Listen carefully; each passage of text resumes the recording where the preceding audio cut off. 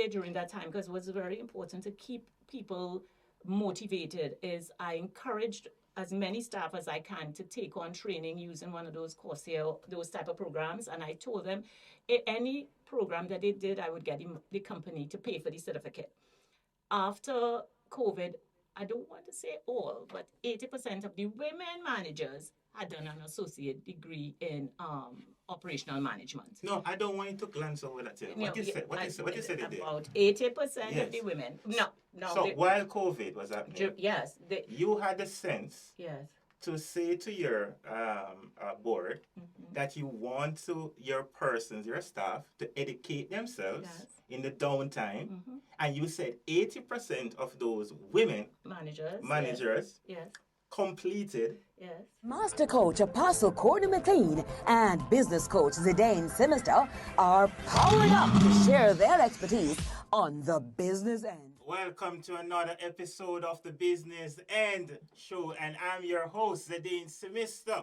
And here on the Business End, we provide real and practical solutions to advance businesses by speaking with experts in the field and existing entrepreneurs. And today we are honored, extremely honored to have a distinguished guest, Miss Lisa Gomes, a financial powerhouse of over 35 years of experience in finance, investment banking, and pension fund management. Now, Miss Gomes is a founder and director of Capsol Advisory Limited, a company which specializes in comprehensive financial and strategic business coaching. Now, Miss Gomes also had led several leadership roles across some of Jamaica's and the Caribbean largest and most prominent organizations. Now we are talking about Chukka Caribbean Adventures. We are talking about Sandals Resort International. We are talking about the Guardian Group. Listen, let me tell you, Miss Gomes is an extremely highly sought after expert, and she is unmatched. She is currently serves as the chairman for the Proven Wealth Management Limited. She's also the director of Kingston Properties, better known as KP REIT. Now, I tell you, this promises to be an exciting, edifying, and of course, a motivating episode. Join me in welcoming Miss Lisa Gomes. Welcome to the Business End. How are you doing this afternoon? I am great. I'm really happy to be here, both in Jamaica and in the studio. I just wanted to make one little amendment. Yes. It's not proven management. Yes. Chris Williams will not be happy. Yes. No, Johan. Yes. It's actually the Proven Wealth Limited, yes. the Jamaican arm of the Wealth Creation Company. But I'm sure, if Johan had any ounce of sense, I'm sure he would want you on that management team with your years of experience. I would want to be. Yeah, so I would like to take this time out to say, bless up yourself, Johan, and Chris Williams, and the entire team there at Proven. Now, you would have decided to start your business after spending so much years in the financial industry. You started Capsol Advisory Limited. What motivated you to start that, and what set you apart from the other companies in the market? Okay, Zidane, I felt after working for so many years for really big companies that I had something to offer to small and medium companies. You've known me for a while, so you know that for me it's all about the people and leadership and bringing something to a demographic that I identify with, have had very humble beginnings. And what I saw during the times at Guardian and Sandals in particular was these huge companies that, and I've learned a lot. I've had the opportunity to really learn things that most people would be surprised. I'm thinking of writing a book. Yes. But when I looked at some of the persons, especially after COVID, a lot of people started businesses. I'm sure you know that, both here and internationally. And they started it because it was necessary, because they lost their jobs and so on. But when I looked at some of them, it seems as if the skills that I would have accumulated over the time that I've been around, over 35 years, that they didn't have those skills. So that's my target market. And the difference that I like to say that I bring is I've ran things. I've been a president. I've been in charge of stuff. I've raised $500, $700 in Yeah. US dollars across the region. So very practically, I've done it. Yes. And all those years of experience, you're saying that being at the helm at some of these organizations helped you to have what the know-how and just the width in sort of bringing up those small and medium-sized companies. Given that you would have mentioned that you know what it feels like to bring up a company because you Yes. have been there, and you definitely would have that years of experience and expertise in bringing up those companies. So we definitely know that on this episode, she would share some gems that would allow you to bring up your own companies, and she would definitely share with you what you need to do in order to bring your company to the next level. Now, we spoke about your 35 years of experience, and might I add, if you were able to see her in studio, she don't look at that day over 35. So I wonder how you fit in 35 years of experience into all of that. Now, let me say, what was the most pivotal moment in your career so far? Well, Zidane, you had kind of told me this would be a question, and I was thinking about it. And interestingly enough, it was, and for everybody listening, I came to Jamaica in 1999 and felt I had come home because when I met people, I liked the directness of Jamaicans, and I was like that, always getting in trouble in Trinidad. So that I felt that way. So I want to believe my real career really started in Jamaica, but that pivotal moment was, strangely enough, at GAM, where we all were. And I don't know if you may have been there, but what happened is interest rates spiked, and the company was about 2 years old, and I didn't know how I was going to call GHL in Trinidad and tell them I lost their money. So I lost 20 pounds exercising 2 times a day. Great outcome. But one day something told me to get your team together and ask them what they will do. And we sat, Paul Winter and Michael Parker and a couple other people. And I'm like, okay, I'm the president, but tell me what you all would do. And everybody had the same opinion. Inside of me at that moment, I was saying, why did God bring me to this position as a president? Something I said I would be at 18 years old and didn't know how I was going to do it, did it. And how are you going to make me fail in a short space of time? And I said, and therefore this team is going to tell me what I will do, and I will listen to them. And we decided to be very aggressive in the market and believe if this is the market that we were operating with, we needed to support the market, more importantly. But also I had the big job of going back to Trinidad and say, can I please have $10 additional million? And the thing is, after that year, we made more money for GHL as a very small subsidiary than they even thought possible. But what it taught me that day is the power of team, and also to listening to all the voices in the room, which is something I'm very, very good at. Yes. And at this juncture, I would want to implore our listeners and viewers, when you're facing an adverse situation, you are not necessarily an island. You have a strong team around you.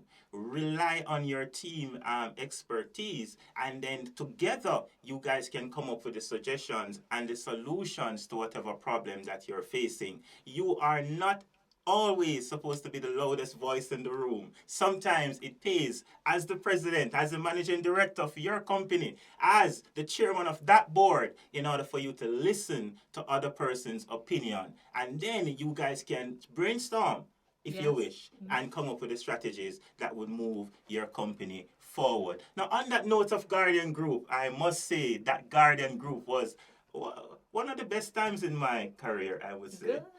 It was a learning experience, I must say. And I do applaud what the companies and the management team from that group has done over the years. But having spent your time in leadership, you would have spent some time in pension fund management. And I'm sure that would have shaped your own idea of what retirement should look like.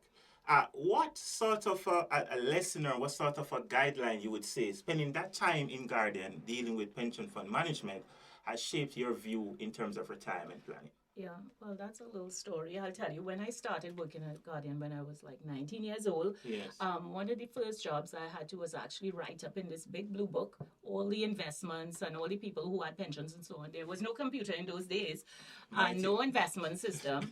And my Mighty. job was to make sure very early that everything balanced and everything was recorded. And what was striking for me was the amount of money that people were going home with. And it made me very sad and kind of devastated in a way that after you spent all this time with somebody with a particular company, Yes. that you would that your take the final salary, if you stayed there for the entire time, was 2/3 of your final income. But more importantly, that's the time when you really need extra money because of healthcare. You're getting older and you Yes. get right. So, and then when I came to Jamaica, I came at the time where we had the field insurance companies, and I was very fortunate to be here. Um, and I saw what people were taking home as a pension. I was devastated. Yes. And because of that, I paid a lot of attention to it. It's more a passion for me than work. I can Yes. tell you that, and Yes. people who are around me would tell you that.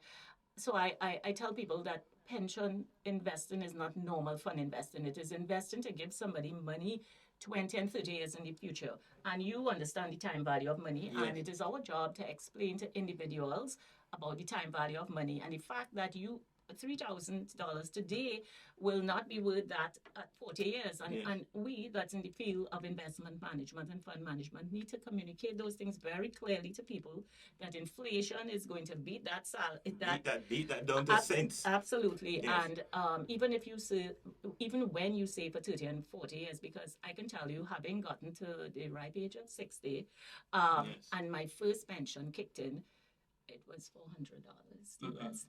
And that couldn't do anything.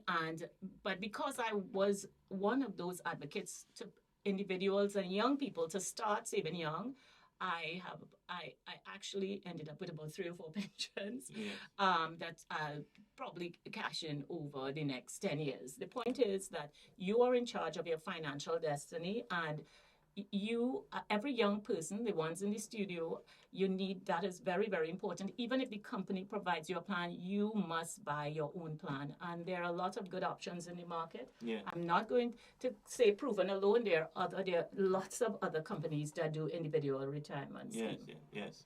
And so at this juncture, we want to advise and recommend to business owners who may have their companies and you're making profit and you're paying yourself those salaries, sometimes those FT salaries. Set aside some for your retirement. As Lisa Gomes has said to you, the time value of money now today will be worth less in the future, less purchasing power in the future. So you ought to invest with that in mind and set aside some for your retirement. Now, I'm sure you, in terms of walking back with us, Lisa, which is a small step back because you're just a tad over 35, as we recall. Your tenure at Sandals Resort, you would have contributed to their expansion in the Eastern Caribbean. Would you care to share with us some of the challenges or even your success in terms of that experience and that process? Yes. That was really a really amazing experience for me. Actually, working with Bud Stewart was life-changing for me in many ways. I was very fortunate to spend a lot of time with him and learn a lot about the business, even parts that I was not involved with. I bought hotels, I negotiated with governments in the Caribbean, and I also banked it. As I said before, I raised over $500 million in various banks in the Caribbean for Sandals. What was great is seeing the impact of a big, well-known, well-run brand. Jamaica, that's a brand Jamaica should be very proud of. It's a worldwide brand. And when we got there, just knowing, for example, in Grenada, that we were able to move the meter in terms of unemployment, because in addition to the hotel being built, what a lot of people don't understand is that the spill-off of that is all those employees spending money in the economy. So there is a trickle-down effect of a hotel going there. Mrs. Stewart was very excited when I got that hotel because he always wanted to be in Grenada. The easy part for me was that I came from the Eastern Caribbean and I understood the language of the Eastern Caribbean.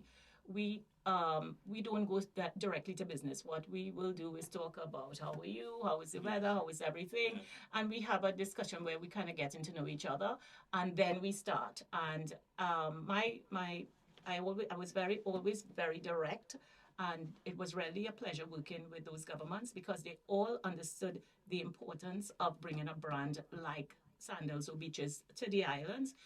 And so that was one of the really great successes. And again, because of my personality, I sat by the pool a lot of times while I was in between meetings and talking to staff in some of the hotels that we hadn't built yet. And I heard the same thing from everybody. When Sandals or Beaches get into an island, lots of training for the people there, lots of opportunities for them to go abroad as well. Because another story I can tell you, I went to London one day. I was traveling with my kids, and I went to the dining room, and I can tell you who were Jamaicans, and I could actually tell you who worked at Sandals. They were very professional, and they were very, very pleasant. And I called them over, and they said yes. Last year, last year I was in New Orleans, or was it this year? And I was in this hotel, it was a Hyatt, and this girl came and approached me and she says, "Where are you from?" I said, "I'm from the Caribbean." She said, "Oh my gosh, you sound a little bit Jamaican." I said, "Yes, I live there." That was one of Jamaican soil, and she also worked at Sandals. And so what that tells you is that there's a lot of training that is transferable everywhere in the world, and they've always done a great program, Adam and the guys, to ensure that they continue building on that legacy of training a lot of Jamaicans. So all those things are the great things. I don't think I had any challenges um, operating in the Eastern Caribbean that I could think of. The only challenge that I would say happened in Barbados. They were so determined that as soon as they finished with their negotiating agreement, they wanted it to become public information, and I didn't dress for that. So I had a cocktail dress, and they called a press briefing first thing in the morning, and the picture was in the papers. I had to throw a jacket over it. I think it was a man's jacket because they were determined that we made this announcement, and everybody in the island did that. And I could tell you that's one of the things I loved about both Barbados and Grenada, that they were upfront with their citizens about this is what we're going to do. We bring in Sandals and Beaches in, and this is what is best for the island. And I can tell you that it was one of the things that changed the lives of people in those islands. Yes. But do you know what I heard, Lisa Gomes? I heard that in dealing with companies in the Eastern Caribbean, you have to build relationships before you get to business. That speaks to a guy that has a book called 21 Irrefutable Laws of Leadership, John Maxwell. He spoke about the laws of connection. That he says you have to connect at the heart before you discuss business. Now, if you're listening and you are intentional about getting to the Eastern Caribbean to start your business, Lisa Gomes is saying to you, build relationships. Get to the heart of the persons there before you enter into their pockets and their wallets. Now, that's a very big point. And thank you, Lisa Gomes, for that gem here on the business end. Now, you would have spent some time at Chukka Caribbean Adventures cruise store portfolio, which you would have left your indelible mark there. What are some of the strategies in which you have implemented? Maybe your top three. Okay. At Chukka, which is the largest tour company in the Caribbean, and again, a great brand. I'm very fortunate to have worked with three great brands, and that was my entire career, actually. For Chukka in particular, I came at a really difficult time. I came right before COVID. And I remember, within a few months, writing up a whiteboard about what we were going to do if we had our first COVID case. This is right before the country was shut down. Yeah. And so it was a particularly trying time. And I always say that companies get the right leader at the right time. I'm a people leader, and it required a lot of motivation. I'm very proud of a couple of things I did there. A simple one was getting 95% or 93.something% of the staff vaccinated in a short space of time, because it was important that they protect their families from persons traveling abroad. So I was particularly really pleased with that. During the downtime of COVID, and Jamaica didn't really have a really big downtime. We No, had don't a say time no, when no, no, instead no. of having 15,000 employees, we Yes. had five, Wow. right? But what I did during that time, because it was very important to keep people motivated, is I encouraged as many staff as I can to take on training using one of those Coursera, those type of programs. And I told them any program that they did, I would get the company to pay for the certificate. After COVID, I don't want to say all, but 80% of the women managers had done an associate degree in operational management. No, I don't want you to glance over that. Here. What you said? What you said? What you said it there? About 80% of Yes. the women. No, no. So while COVID was happening, yes, you had the sense yes. to say to your board that you want to your persons, your staff, to educate themselves Yes. in the downtime, and you said 80% of those women Managers. Yes. completed. Yes. I wonder which company out there in the time of COVID, in the time of those challenges, decided that I must educate and improve my staff in that downtime so that when when we come out of this, the staff is more empowered and trained and ready to work for the company to improve their bottom line. Yeah, but it wasn't them alone. There were other people down the chain. And what we also did as a team, together with the HR people, is to find jobs online for people who can, we wanted them to stay loyal to us, of course, because they're well trained. Another company that trains a lot, train their staff a lot. We wanted them to be ready to come back to us and not to go anywhere else. So the HR team and us found companies that were hiring people abroad so that it could work online, and that worked for some people, and some people went abroad. But what was great is when the company started to ramp up, we got back most of the staff. So that was one of the really great things, and it was really a little bit about loyalty. There's a lot of brand loyalty with employees there. Yeah. One of the things, and you will enjoy this as being a former risk person. Yes. It was the first time I got the SSNE staff to do risk training, ISO certified. And what that meant is when they looked at their tours, they looked at it from the beginning to the end, and they looked at every single thing. And they did a great job. They have one of the best SSNE teams. But the head of the team in Jamaica said, Lisa, it was just looking at things a little differently, because while safety was important, looking at it from a risk metric basis. And when we did the training with about 3 people, and we asked those 3 people to roll it out to other people, we went from people so you have two streams for people who get into accidents within operational control and not in operational control. So the ones that's not in operational control went to 0 for a couple quarters, and that was, for me, it was a feel-good moment, and I know the guys were very, very happy there.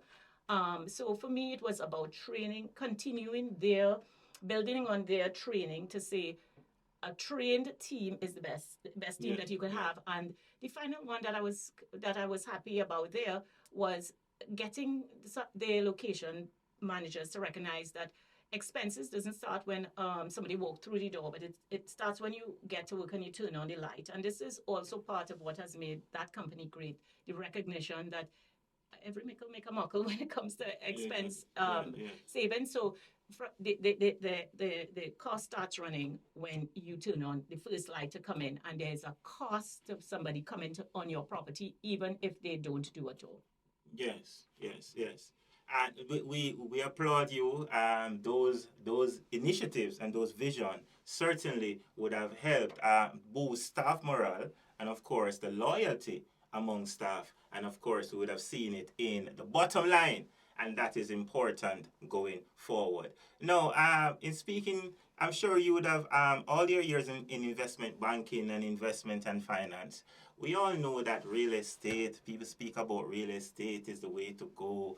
You'll have spent several years in investment markets. What is your view of the real estate and investment market in Jamaica and the wider Caribbean in the coming years? All right. Well, I have a love affair with real estate as well. I started very young at 18 years old. I got a mentor who bought a lot of real estate. So he taught me a lot about it. Of course, you always hear location, location, location. And what that simply means is that where you buy a real estate is important. Um, in Jamaica, Jamaica benefits from being very close to North America, and therefore it has a fairly robust market. And one of the things I'm sure everybody in Jamaica knows is that Jamaicans like to retire in Jamaica. Yes. I'm always surprised when I meet people abroad because I spend a lot of time in Raleigh, North Carolina. And they're like, yeah, I have to buy a house in Jamaica. And I'm like, but you're living a great life here. Yeah, but I only want to come and see the doctors here. But I want this to build this property back home. And even people who are planning to leave, I was speaking to somebody recently. They wanted me to look at a model, and they were saying that they're going away to go to school, but they want to buy a house here and leave it so that they can rent. So I am always surprised, which I shouldn't be, at how many developments we have going on in Jamaica. And there's a little part of me that's been around the block so many times. I wonder if it's all sold out. And when I go and I speak to various people, and everything is sold out. What I would like to see is more affordable homes because there are a lot of people who can't afford $20 million. So that's a market that I think that is underserved and should and the government has talked about it. So it's something to be addressed. So all things being equal, I think the economy and as it relates to real estate, it'll continue because you have a saying that land will rot, and Yes. And there's no more that will become available. Yes. And the truth is, the number of people continue to increase. Yes. So there will always be a market for it. We are, because of our proximity with North America, when they sneeze, we catch a cold. So you always have to be cautious in what you do and not overbill, but use proper risk metrics. Yeah. The rest of the Caribbean, the concern is climate change for them. You Yeah. would know that people like Barbados suffer a lot, and when there's a hurricane, although they're so far east that they sometimes escape some of it. Trinidad is a very unique and interesting place. I tried to go back there in 2016 and came back after 8 months. I said, I need sanity, Jamaica's sanity. Yes. So they have a lot of work to do. They just did their budget. The numbers are huge. Oil and gas is, no economy can depend on one thing, and until they diversify. And I thought they could do a really good job in tourism. I went down there a few times, but I'm not sure they're ready yet. Yes. The rest of the Caribbean is so small, and as I say, the biggest thing for Jamaica is because of its proximity and airlift. The rest of it's very hard. If you go into St. Lucia, you have to take 2 days. So for them, tourism is important, and they all thrive on tourism. But there's more work to be done there. I'm very gung ho on Jamaica. Yes, yes. And so, if I sum that up, viewers and listeners, the real estate market should remain robust because of course, our external persons that are demanding homes here in Jamaica. And of course, we must be cautious though, because there are risks and external factors that may impact the resources of Jamaica going forward. But Lisa, there are several persons who may be listening to you, young professionals, and they want to get into the career. They're excited about it. Even in fact, there are many persons who are online on social media calling themselves investors and traders and stuff like that. So it's quite an exciting. It's like whenever they read a book, they become an investor overnight. There's one profession that as soon as they read a book and do one trade, they're an expert. Yes. But so they're very excited about the field. What sort of advice would you want to give them, those persons who want to get into finance, get into investment, given that you have spent so long in the field? Well, over the years, things have changed dramatically.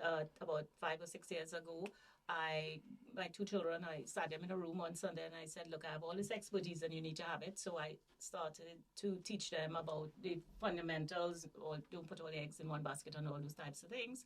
And what happened was they both started an investment portfolio. My son loves it, but I tell him I want him to just remember that at the end of the day, he doesn't have perfect information. And there are people, all information is supposed to be public. And the difference between a good trader and somebody who knows because they read books, is that feeling in your gut that I tell people, really good traders, it just comes naturally. Something tells them this is the way to go after they've read all the dynamics. So my daughter was able to increase her savings, and she was able to get a down payment on a house. So I wasn't doing a bad job there. Yeah, yeah. And my son loves it so much. He's been trying to build a small portfolio, and yesterday he was so happy to me made $1,000. I'm like, good job, continue that. But the point is, though, you have to start little. And reading a book will not give you enough. My son used a lot of tools and different websites online, and he spent hours at it. And I tell him he has to lose money soon, otherwise the law of large numbers. He's got. Yeah. So I'm hoping he loses money soon while the portfolio is still small. Yeah. But the point is, therefore, that you can't get it all in a book. You can't get it all on AI because you use all those things. There's something that will be that as a really good trader, that it's more something that's in your gut. Yes, yes. Let's shift gears a bit quickly because time is far spent. But you would have spent some time in giving back your old social responsibility. You were a part of the Jamaica Business Council for HIV and AIDS. Mm-hmm. And how would you say giving back and your social responsibility, how has that helped to shape your leadership philosophy, your leadership style? Well, what I would say is I have this passion for young people and getting them to a place in their career, and I have given back of my time over the years, developing people like you and Nigel and a whole heap of people that I sit with and give hours to. And the thing that I tell people all the time is what I want in return, because it's free, is that when I call on you to speak to somebody else, that you can motivate them with what I have shared with you. I actually do live counseling for a small number of people free, and I do some as part of my career, just as a giving back, because you don't make a lot of money on that. It's really about wanting to build the lives and careers of young people. And I think there's over 50 people that I could call in my career in different parts of the world and said, look, I really need you to talk to Zidane. He's going to start doing this, and you need to talk to him. And they're like, yeah, right, yeah. Okay, Ms. Gomes, I'll do it for you. One of my success stories was my assistant at Chukka. She left. She had almost had a nervous breakdown during COVID. And she says, Ms. Gomes, I really want to go away, but all I have is this. I say, okay, all right, I'll buy a car from you, give you the money, and when you go away, I'll get it sold. She graduated, and she actually this year went to her graduation. She spoke as a Jamaican at her school's graduation. She was the speaker for the year, and I was so proud, to be there. And she actually big up Jamaica. I think it was St. Peter's University in I can't remember, somewhere New Jersey. So there are people, and I've impacted lives because that's what I wanted to do with my life.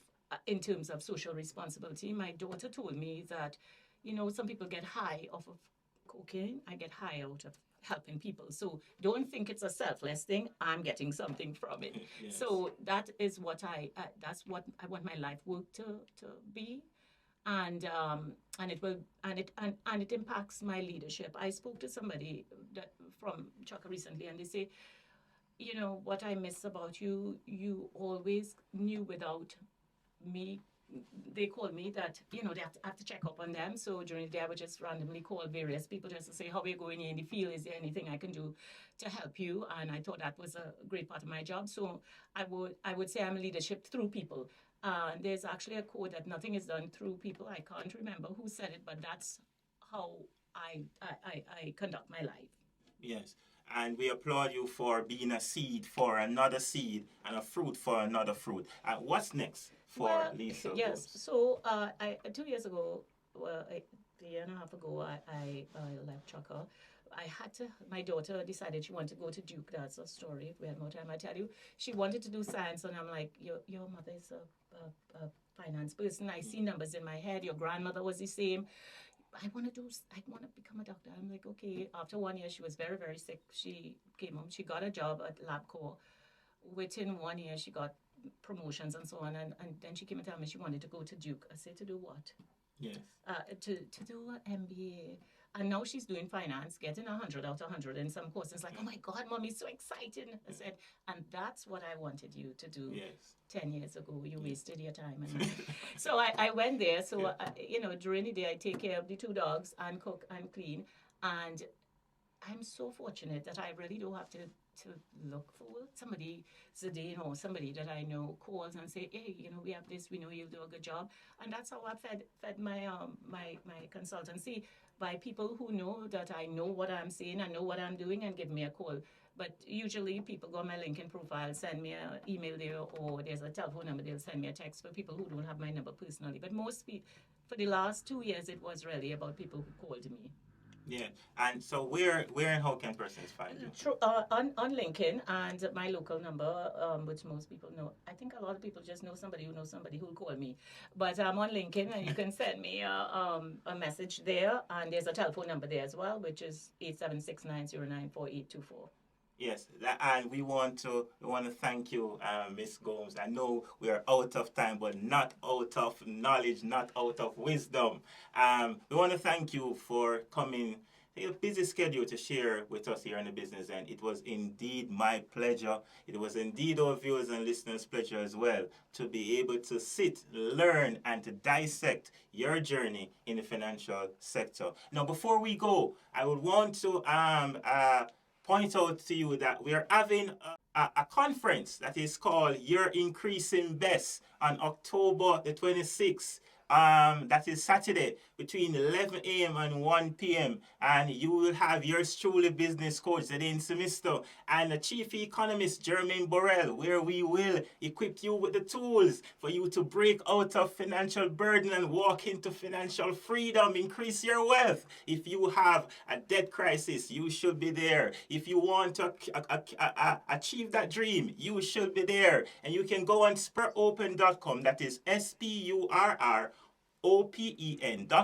and search on the events for Your Increasing Best and go and register and walk into your freedom. Now, this has been another episode of The Business End. You can contact us on Instagram, YouTube, Spotify, and TikTok. And I say this every week, you are literally the best. The Business End Show tribe. Until next week, continue to be your increasing best. Thank you. Master Coach Apostle Courtney McLean and Business Coach Zidane Simisto are powered up to share their expertise on the business end.